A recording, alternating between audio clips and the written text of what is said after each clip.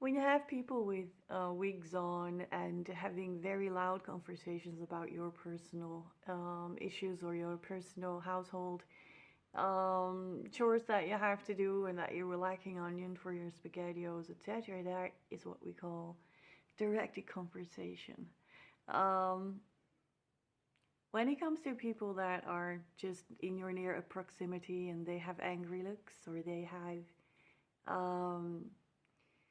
or they're speaking your name or they're all coughing, that's what we name swarming. And that swarming is, if you've never heard of the Internet of Bodies, you really look into that. And that swarming is just a connection of the Internet of Bodies and the satellite that is hacking all that is already there around you. And they can use that for directed conversation as well. That they're speaking about you things, and these people don't know anything about you. Their brain is being hijacked by a satellite or a nearby drone, whatever, most likely satellite. Um, I've had many, many examples of these. There were children that were telling me that I still needed to buy my cheese in the supermarket while I left the supermarket without my cheese. And there were, just now, I had two beautiful people brain hacked. And these are attacks, people. These are victims themselves. These are not causing the satellite may cause you psychological harm, but these people are being hacked in the brain, so these get physical harm after they have been abused by the satellite system to show you you have no privacy. I have had many examples of gangstalking, but right now I just experienced me leaving a store and walking towards my bicycle, and my bicycle was at another place than I usually leave it.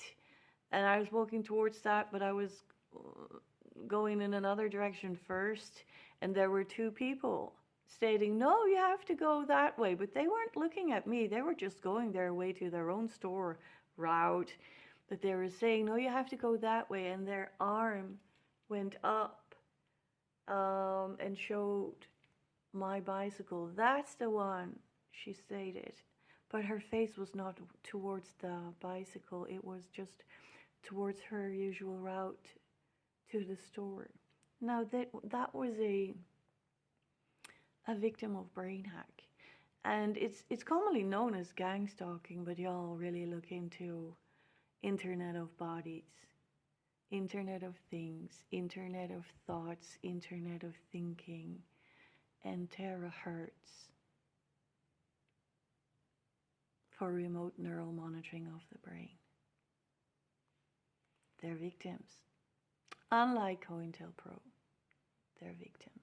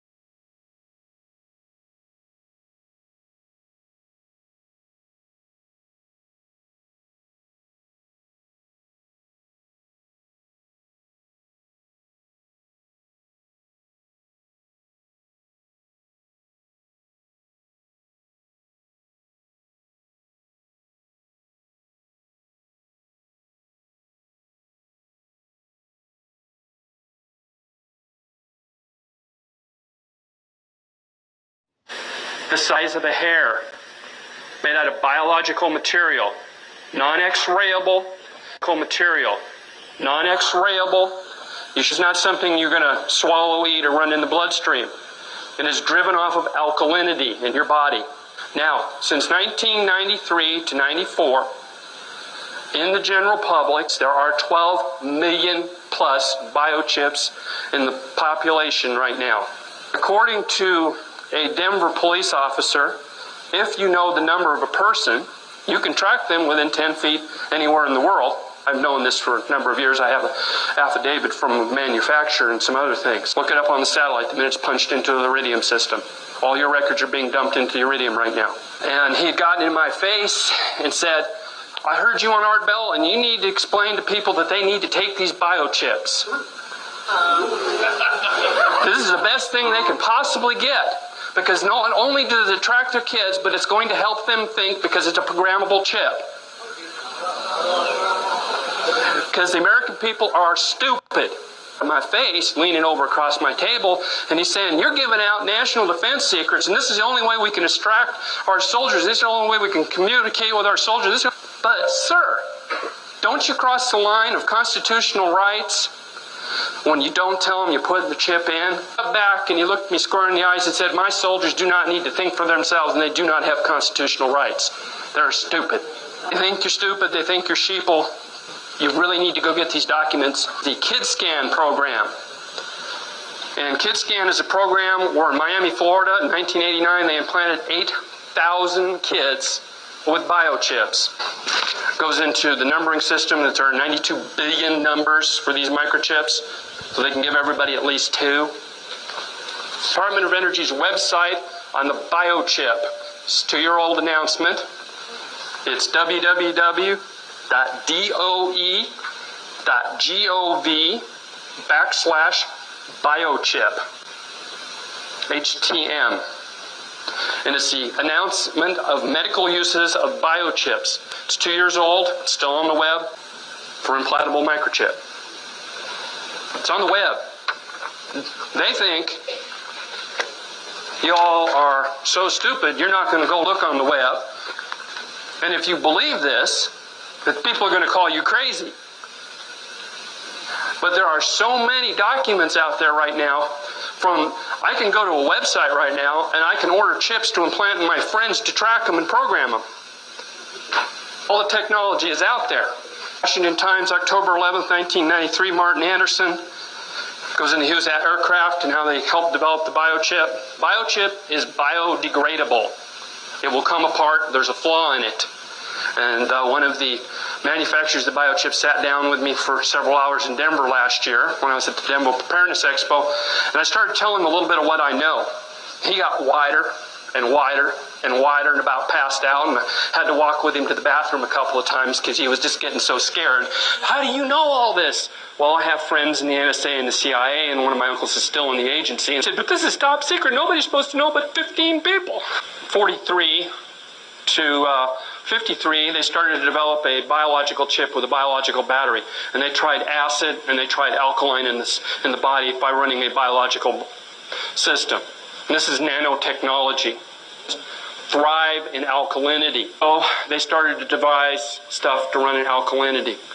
Now the biochip, if you want to find out if you got one, you go to your local Walmart or drugstore and you get a swimming pool tester. Now this sounds stupid, but the chemicals that they're using, if you just test your pH, it's going to give you a straight pH of your balanced. But if you check your alkalinity against your pH, you're going to find that your pH, your alkalinity is at 7.8, 7.10, which is the sign of alkalosis. Now, alkalosis, when you get to that point, will give you upper respiratory problems and flu-like symptoms. And when you get to 7.8 to 7.10, it makes you have the same effects as Luvox. It's a mind, it puts you in a delusional state, according to most medical books. Gee, what a coincidence. So you take and you test your body. Now, your body's supposed to be 6.8. It's not supposed to be acid. It's not supposed to be alkaline. It's supposed to be balanced. What you want to do is go look up the symptoms of alkalosis to dissolve your biochip is go get acid-forming vitamins and bring yourself back to 6.8, drop yourself to 6.7 for a week, and the biochip will not hold together because it's held together by alkalinity, and it will fall apart. You got to go from your 7.8, bring yourself to 6.8, down to 6.7, hold yourself there for a week, and the chip will fall apart.